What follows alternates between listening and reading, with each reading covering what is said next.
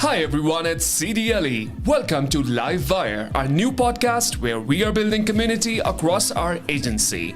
There's so much great work happening in CDLE's divisions, offices, and affinity groups, and this is where we'll be showcasing the impact each of you have on Coloradans we serve. This podcast series is brought to you by the creative team in the Office of Government Policy and Public Relations with our host, Deputy Executive Director and Chief Communications Officer, Ms. Cher, Haavind.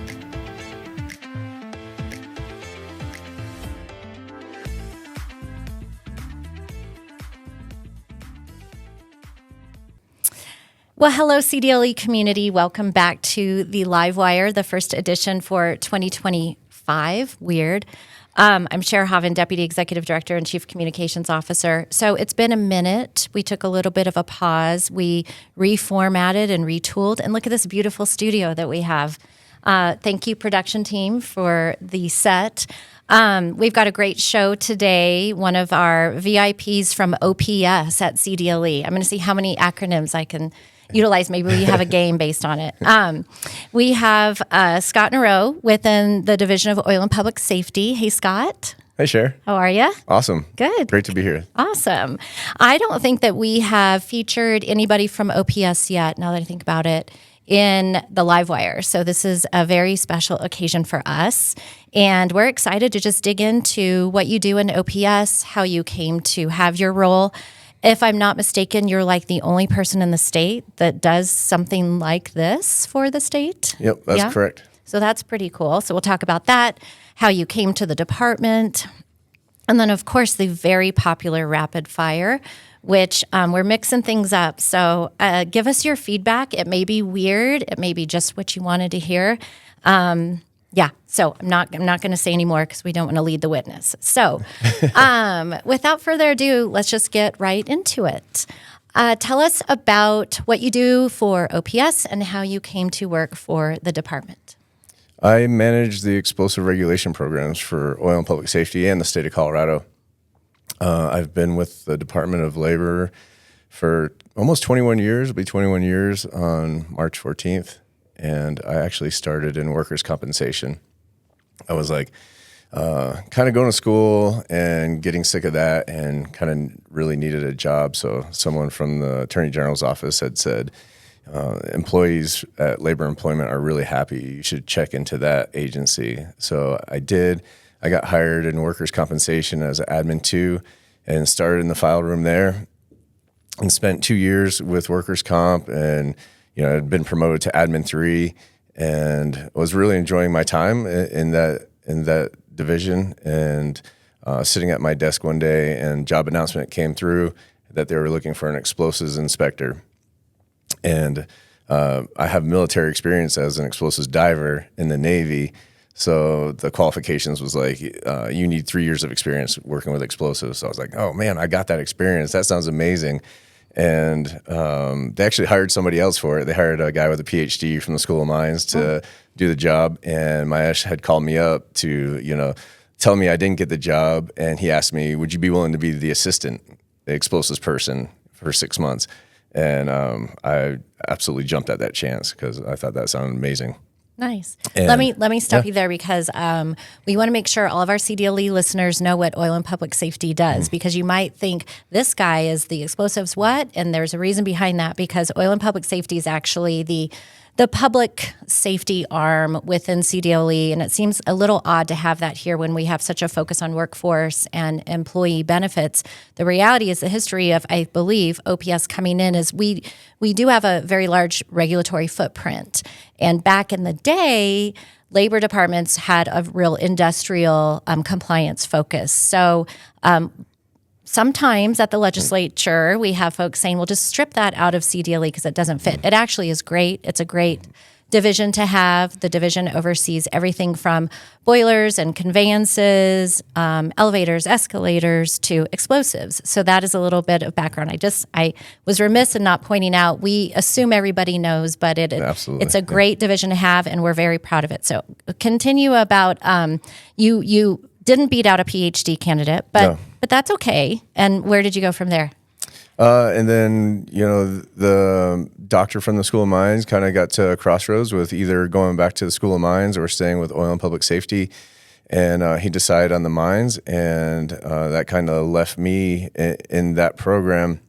And I had done a bunch of things for the division going forward. And it was like, if you remember referendum C and D time where money was an issue, and it's kind of always an issue, but it was a big issue back then. And we weren't sure where funds would be coming from. And I was kind of cutting my teeth in the programs. And I had kind of like worked my way up. I think I came up when Mahesh offered me the job. I was at Admin 3 and had to take a demotion to Admin 2 at some point, which I was willing to do. So I was like working my way back up through there. I was at Admin 3 and then a General Professional 2. And finally, I just got to the point where they had, given me the programs as a field inspector. And I was in explosives and also starting to really learn amusement ride regulations as well. So, I think it took maybe 3 or 4 years, and then I eventually was promoted to become the program manager for both programs. So I did explosives and amusement rides for, I think, about 15 years as the program manager. Great. And then you had the opportunity to have just an explosives focus, because that gets kind of tiring, doesn't it, to have to worry about amusement park rides? It's such an important job and that we do to protect the citizens, but it's a grind because it's children and it's accidents on rides, and heaven forbid, sometimes it's fatalities. So that explosives role, I think, as you've said to me in the past, was a great fit for you because it was really tough to do it all, right? It was. That, like, when I kind of stepped into that role, it was such a small program for us. And we had 30 permit holders. So you think about, like, organizations like Elitch Gardens, Lakeside, Santa's Workshop, the things that would come to your mind. And we worked really hard to determine, hey, what's an amusement ride and who has amusement rides? So that program just grew so big. To like over 200 permit holders from 30. So, after 15 years of that and watching it grow and kind of seeing that it needed more attention, I think we all worked together at OPS and in the department too. Like, I feel like labor employment just has like a awesome teamwork spirit. So we all worked together and we were able to split the programs. And now there's a dedicated program manager for amusement rides, Leslie Soul, who's very well qualified to run that program.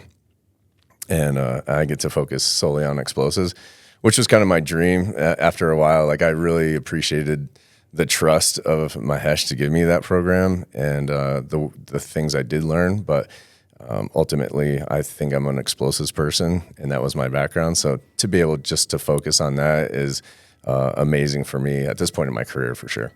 It's dynamite. It is dynamite, and it's a blast, for sure. Okay, let's take a quick trip down memory lane. Two things I want to ask you about. This was not within your purview at the time, but if you remember, some fun things have happened in OPS over the years, including at one point we decided a fun way to engage children on elevator and escalator safety was for somebody to wear an outfit, a really scary costume that I think came from a thrift store. I think they worked on the 5th floor, and sometimes you would see them just roaming the halls with a scary fox head on. Yes. And Safety Ryder. Safety Ryder. Yeah. Yeah, great concept. And, 90% of that costume was amazing. But I think, the most important part, the mask, could have been done a little bit better. I think I tried to get Oscar to wear that mask one time, and he declined. I think if the mask was better, I would have volunteered to wear it. Oh, for sure. It was pretty cool. So that's a fun memory. It just shows the diversity of OPS's role as a regulator, but also the opportunity to conduct outreach and education to some key members of the community, including kids.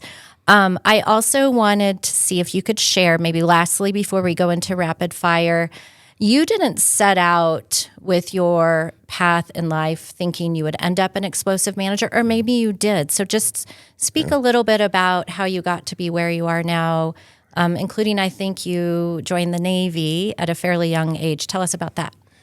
Yeah, I'm from like the northeastern corner of New York State, about like 45 minutes south of Montreal, Canada. And that was just like the world I grew up in. And it was very rural. And I grew up playing ice hockey, and when I was a young teenager, 13, 14 years old, my parents separated, and my mom moved me down to St. Petersburg, Florida, which I'd already had this affinity for the ocean already, and I was always kind of like a fish, and I loved swimming, grew up on a big lake, so loved being in the water. So at first I was like pretty excited to go down to Florida because in my imagination it would be like just all beach, and I ended up like kind of more in the city and really struggled. I had a big culture shock down there because there's parts of Florida that kind of the deep south, and I didn't adapt very well. And I turned 16 and I got a car, and then they changed policies at the high school where they're like, we don't need a note from your mom if you don't show up for school, but if you miss 9 days, you just fail.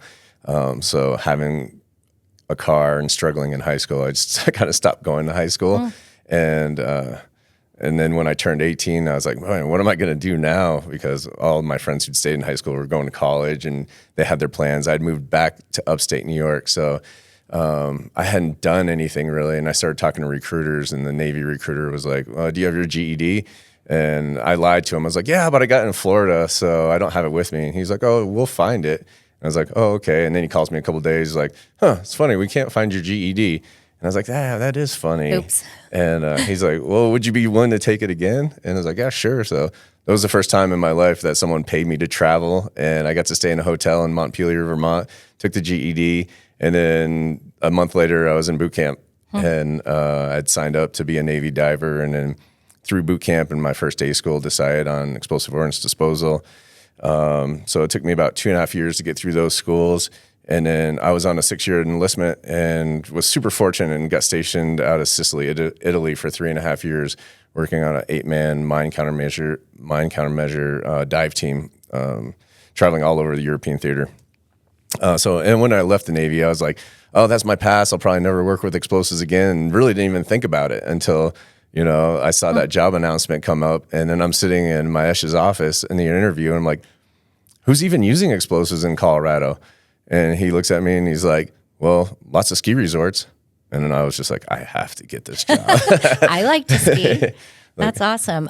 So you went from not really interested in high school to dropping out of high school and then getting your GED. And now you're running a very successful, reputable, respected program for the state, which is a great path.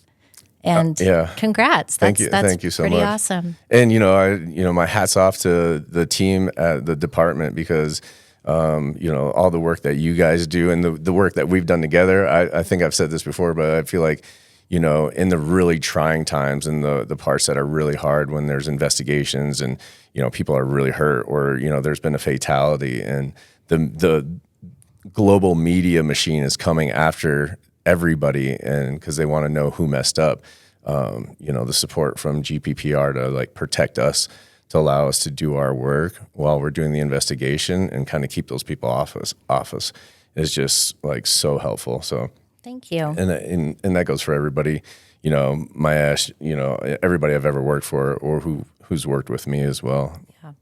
It's a great team you work for in OPS. We're really proud of all the work. I think it's an example of excellence in government. And thank you for all you do. Thanks for your military service. Thank you. It's my pleasure. And thanks for being here. And now we'll get to the real fun part. Okay.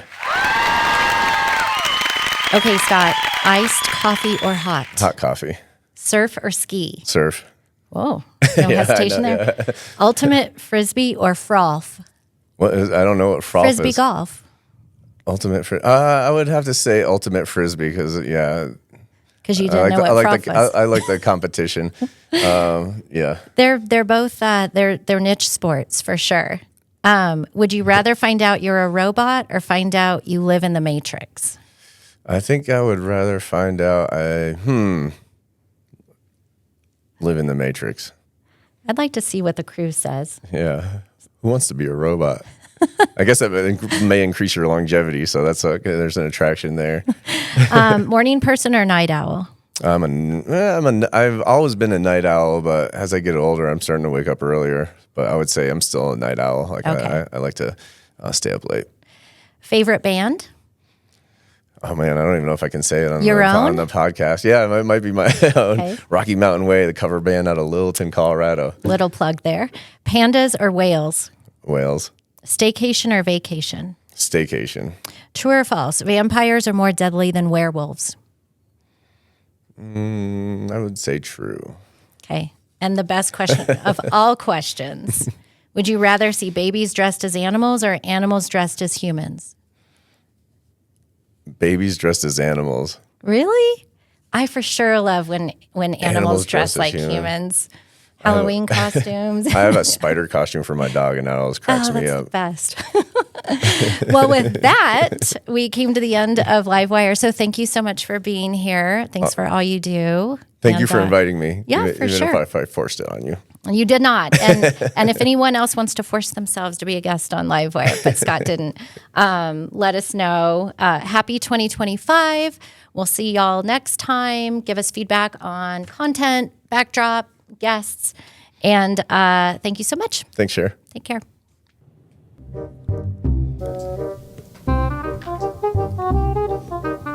With Cher, Haavind. Haavind. Haavind. Haavind. No. Haavind. Haavind. Haavind. Yes.